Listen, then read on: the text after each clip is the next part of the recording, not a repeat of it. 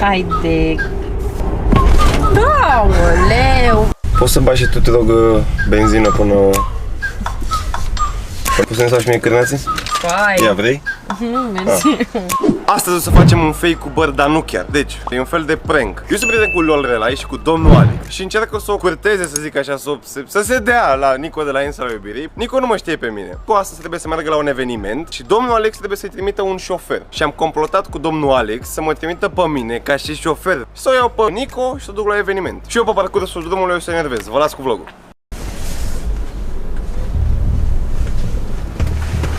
Bună! Bună! Nicoleta? Da, îmi deschizi și mie. M-a trimis Alex, da. Știu. Stai așa. Mai bine stai în față, nu? Apasă pe ușă așa. Nu e problemă. Mi-am dat seama că așa se apasă. Să spui centura că face ca toate alea. Ai liniștit? Știi unde merge? Da, mi-a zis Alex. Bun. Am zis că ți-ai lovit mașina, ai făcut accident, nu poți, nu? Da, a intrat cineva în mine. Da? Da, un începător. Aha, am înțeles. A zis că să vadă, să încerce senzațiile tari din prima, știi? Și domnul Alex ce mai face? E bine? Sănătos? Păi de ce nu întrebi? Am vorbit cu el, dar mi-a zis, băi, du-te și două pe iubita mea, sau nu știu cum se exprimă, ceva de genul. Credeam că se doar prieteni. Da, credeam că se doar prieteni. Ce știi ce suntem? Nu știi nici tu. Îmi place cum v-ați îmbrăcat astăzi. Poți să zic tu? Dacă Dar eu asta voiam să te întreb ce are de da. 50 de ani. Îmi place cum te-ai îmbrăcat azi. Mulțumesc. De unde e rochiat? Am făcut-o la atelier. Ai făcut-o tu singură? Ei, n-am cusut-o eu, dar este atelierul meu și acolo fac majoritatea hainelor pe care Era le mai port. șmecher să fi cusut-o tu singură. Nu știu să cos la mașină. Ce tare! Și cât costă asta? Păi nu știu, să știi că n-am făcut preț, este prima dată când o portiere am făcut-o. Am făcut-o fix special pentru evenimentul la care merg. De ce e chestia asta din bord? Asta de acolo? Da. E gen, e o chestie care filmează în față în caz de fac accident, știi? Am înțeles. Ca asta, da. Pe cum mașina asta, știu că e o zene. Așa tot tu sau vine la pachet cu dotările mașini? Vine la pachet. Păi la 150.000 de euro cred și eu că ar trebui să vină, nu? Eu nu știu, te-am întrebat. N-am Tesla. Am dat pe mașină 150.000 de euro. Și cum ai făcut banii ăștia? Cum am făcut banii ăștia? Asta nu aș putea să Că zic. ești tânăr. Sunt foarte tânăr. Păi văd că ești tânăr, de-aia te întreb cum ai făcut, că altfel te întrebam.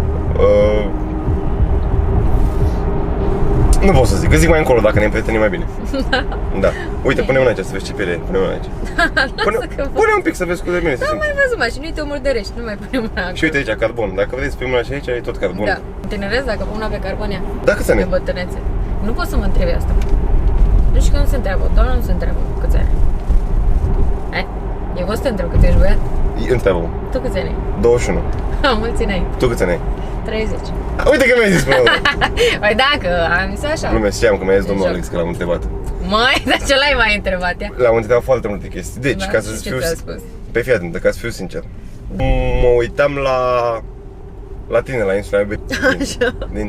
Era ispită, nu? Că Da, zi minte. ispita am păzut. Și cum a fost să fii ispită? Fain. E o experiență.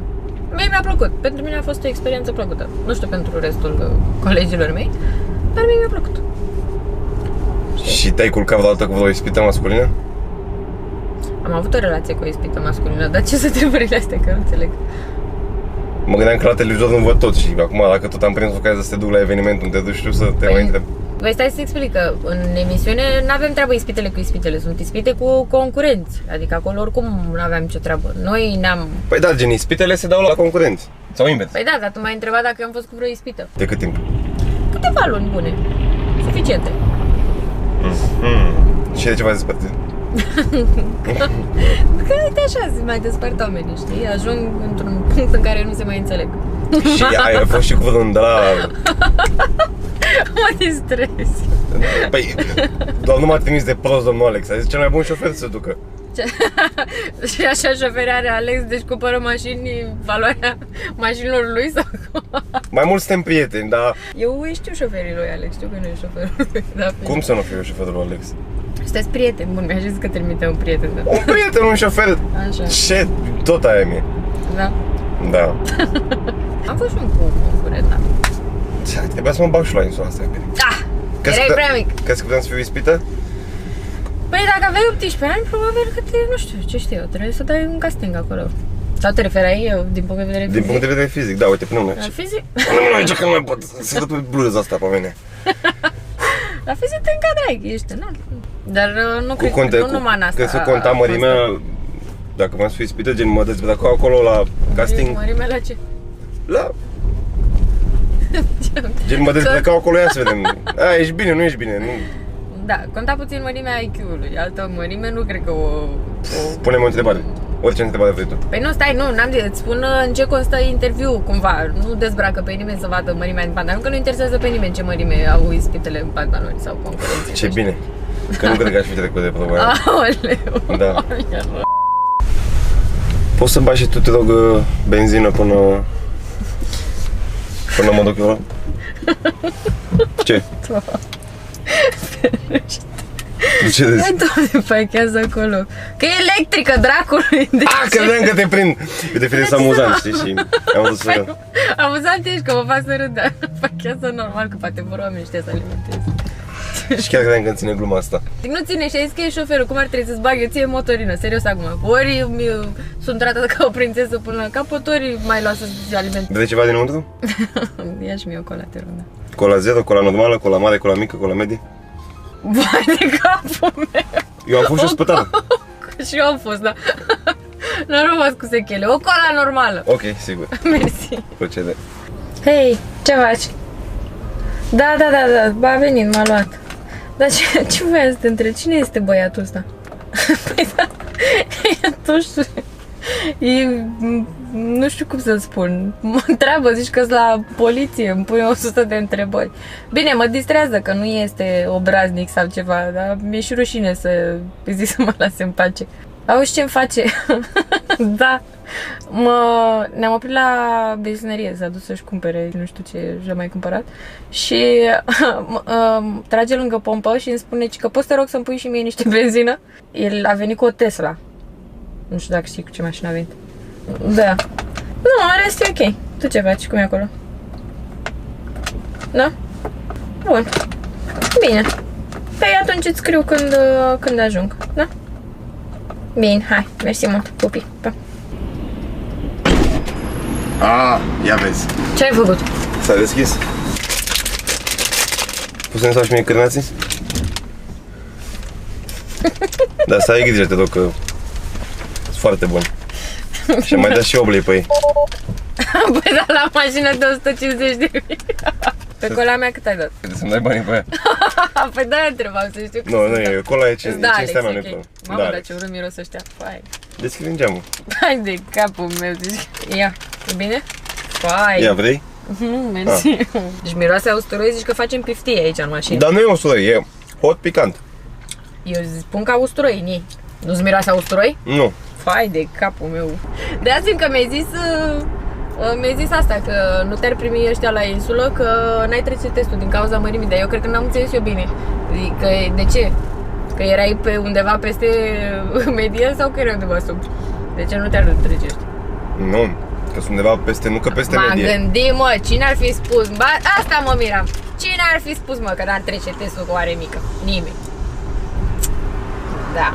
Mă, și mi-a zis, ia uite. Da, vreau să-mi faci un test de ăla. Ce? De IQ?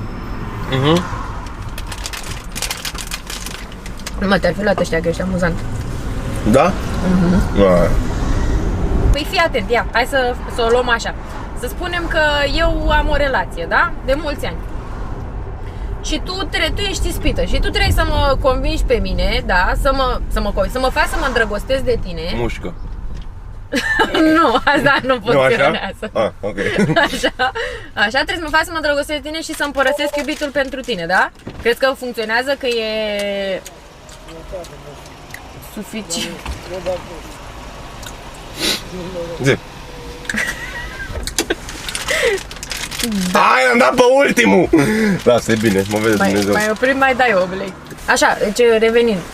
Crezi că mă cucerești așa doar dacă îmi spui eu am bani mulți și sunt frumos și eu am mare? Asta e suficient? Gata, eu îmi las iubitul pentru tine. Da, eu mă trag din african eu.